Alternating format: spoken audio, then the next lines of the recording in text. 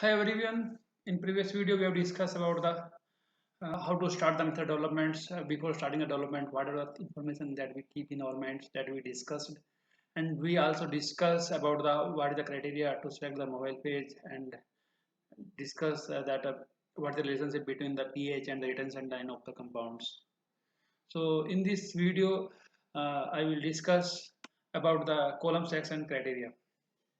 As we know, there are a number of columns available in the markets based upon the column of chemistry. Different vendors are available, but columns are very critical in the method developments. These are also known as heart of the chromatography. So when we are thinking about the columns, we are having the curiosity that what is the columns, what is made of, what is the materials that used in the making of these columns. So many queries are coming, questions are coming in our minds. So I will explain here one by one. Normally columns is a stainless steel columns. It is having a dimension of different dimension 150 to 250 mm and different ID from to 2.1 to 4.6 ID and sometimes 10 mm ID also there. So there are different type of columns. And normally column is made up of the stationary phase that is made up of the silica in maximum columns. Silica is the basic stationary phase, and the silica is bounded with different type of stationary phase which are creating the difference between the columns. When silica is bonded with the ODS octadecyle chain of the carbon, then it will become 18 columns. So based upon the bonding phase, columns can be divided in different categories. But we are having one question in mind that we are thinking why we are using only the silica as the basic for the columns. We know that silica having some properties. First property, it is stable with respect to waters and different solvents. And second point, it does not go any dimensional change when switching from one solvent to other solvent. Means there is no dimensional change in the silica. It is very intact and very inert in the nature. So normally, if we see here silica, we see here these columns having this type of silica. If there is a so that is attached with different groups. First one is a synenol, then synenol,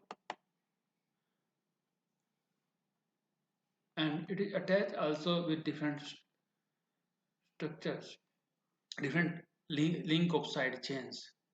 So we see here when it is ODS, then it is a C18 column. When this chain belong to here, when this is the C8, then it is a C8 columns. When this chain link here, that is C4 carbon chain, then it is C4 columns.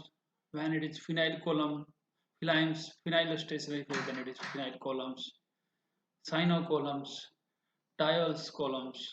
So based upon this link or this side chain, columns are divided into different categories. So this way we can say column having the stationary phase. And we are seeing here the silica is having a CNO. So means when compound is polar, they are interacting with synenols and retaining in the column. But limitation about this stationary phase, when any basic compound is coming, then it is making the hydrogen bonding with this oxygen and giving the tailing in the compound. So to avoid this tailing, we can use the triethylamine in the mobile phase. But there are different type of end cap columns also available in the market that also we can use like TMS, Jorvex TMS. In TMS, end cap is the methyl group. So the here sinenyl groups that is protected with the methyl groups, and after this protection the columns will not give a tailing. So there are different end type of columns and cappings are available in the market which are used to reduce the tailing in the column. So we have to choose the proper end capping of the column to reduce the tailing. So this is the list of the columns I made here, or if we see from up to down here, from point number 1 to point number 7, these are the different columns here. And when we see the polarities of the columns, ODS column, octadecyl column is most non-polar in nature. And when you are going downside from ODS to C8, C4, phenyl, cyano, diol, silica, the polarity order of the stress phase is increasing. So we can say from up to downside, polarity order of the column is decreasing. Point number 8, ion exchange columns, when our compounds are having the ions in the structure. So like colloid ions, sulfate, phosphates. This for this type, for the separation of the ions or for the ion determination, we can use the ion exchange columns. And these columns are particularly useful in the ion chromatography. Point number 9, chiral columns, chiral stationary phase. There are different chiral stationary phase available in the market, like chiral pack ADH, ODH, OJH. These are the old chiral column chemistries. Recently, new immobilized columns are also coming in the market, and we can use these columns in normal as well as the reverse phase. So the mechanism of the chirality, the chiral separation, I will discuss in my next video in detail. So now based upon these columns, we can divide the chromatography into the two parts. One is the reverse phase chromatography, next normal phase chromatography, ion exchange chromatography, and chiral phase chromatography. So in this video I will discuss about the reverse phase and the normal phase chromatography.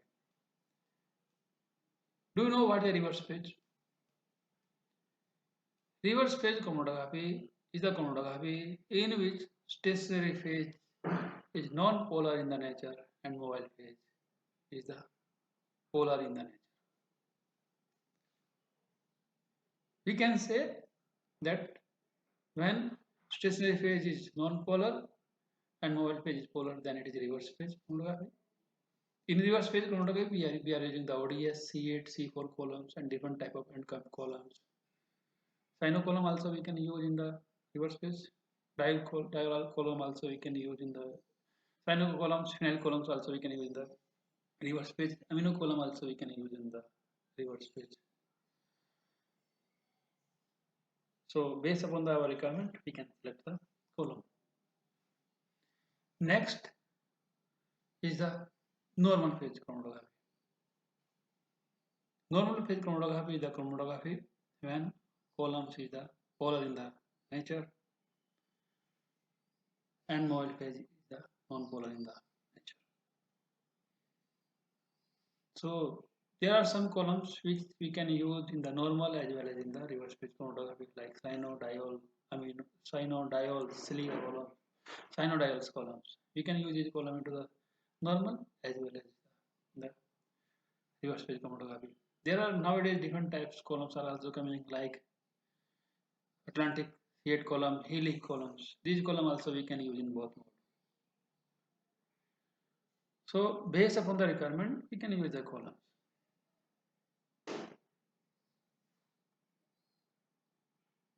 So in this slide, I will discuss about the separation, how the separation is happening into the reverse phase chromatography.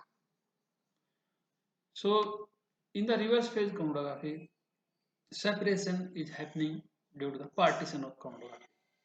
Means columns in the columns molecules are coming. They are coming on the stationary phase. They are making the interaction with the stationary phase, and after they are making the stationary phase, and they are happening absorption and desorption both are happening. They are coming, attaching the stationary phase, going, then molecule is coming, then detaching from the molecule phase. So this way multiple types of absorption and desorption are happening in the stationary phase, and column components are getting separated. But this separation is depend upon the chemistry of the column. Which chemistry of column we are using? There are different type of forces which are working for the separation of the compound. First one, if we see here, London forces. London forces, this is happening here between the alkyl group of the compound and the alkyl group of the C18 column. So this type of interaction, this is sigma type of bondings are happening here, and so dipole London forces are working when compounds are having the methylene group or methyl groups or chain of the carbons with the C18 stationary phase. Next is the dipole-dipole interaction. This type of interaction are happening between the compounds when dipoles interaction, like this compound ether having the oxygen group, that is doing the dipole-dipole interaction. And along with this, they are happening hydrogen bonding also happening here. If you see here in the ether, this is OA, this is O group having the lone pair of the electrons. So that is making the hydrogen bonding with the diols column. When we are using the diol columns or PFP columns, this type of hydrogen bonding are happening, and this diol bonding is happening between the selenol also. Selenol also interacting with the oxygen atoms, oxygen atom or nitrogen atoms or OH groups present in the compounds. So this and that time diols or hydrogen bondings are happening. Next is the pi-pi interaction. Pi-pi interaction when you are using the phenyl column. So we know that phenyl having the pi electrons, pi bonds are here in the phenols. So these conjugated double bonds are interacting with the phenyl group present in the compounds. So these in the phenyl column, the pi bonds or pi electrons are interacting with the phenyl group present in the our desired compounds. So based upon the group present in the molecules or impurities or structures, we can select the column. If compounds are having the methyl group or different alkyl chains, we can use the C18 columns. If it is having the phenyl groups, then we can use the phenyls columns.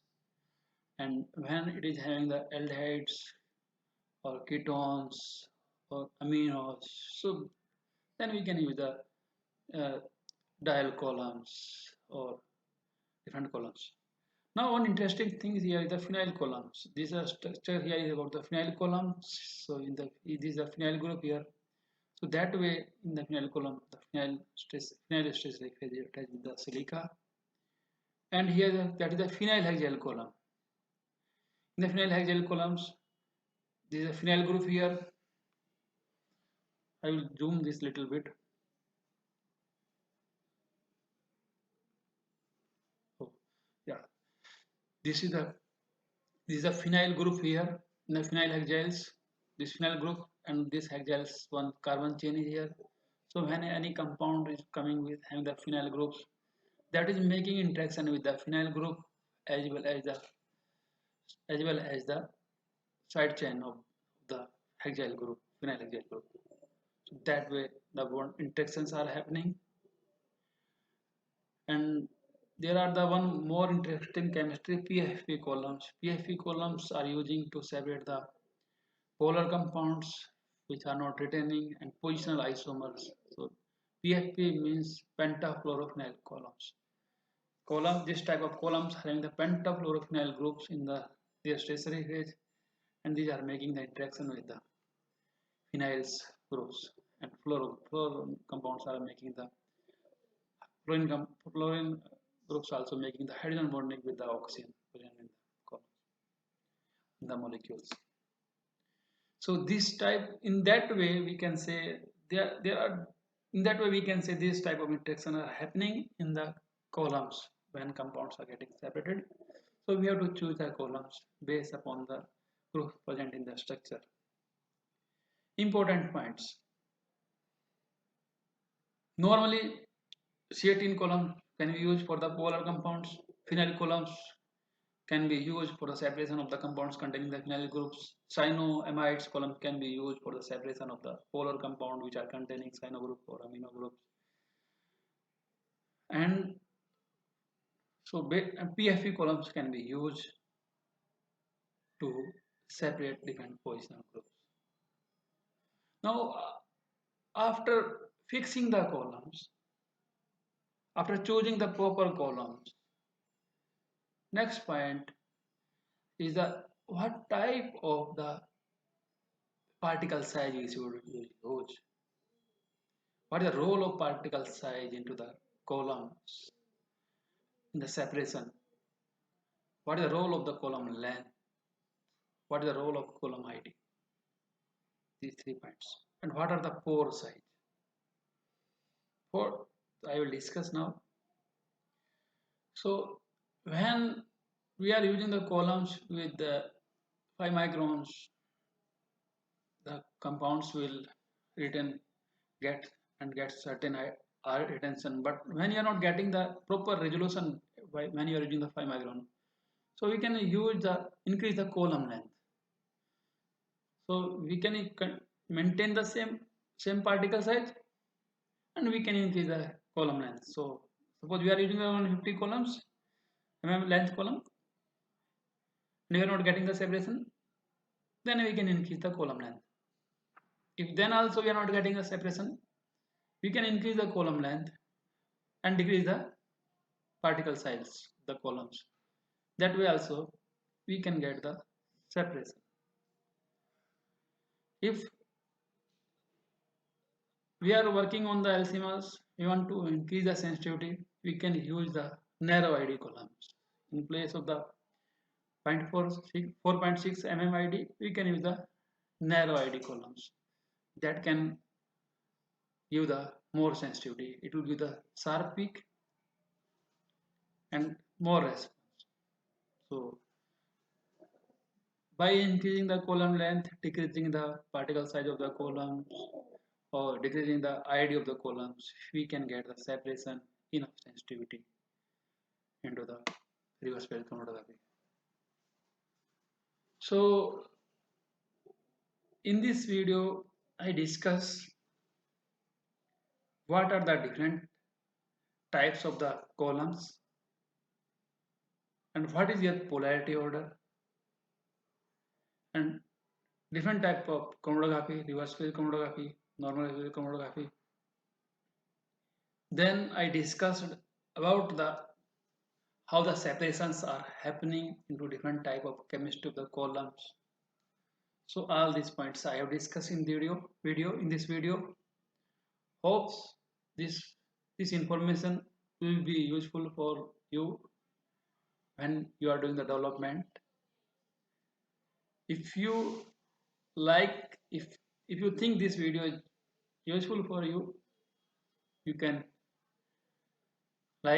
subscribe to my channels, you can like my video, and you can share my video to your friends so that they can also get this information and use this information in their use.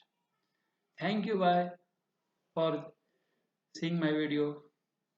We will meet in the next video and discuss about the diluent selection criteria.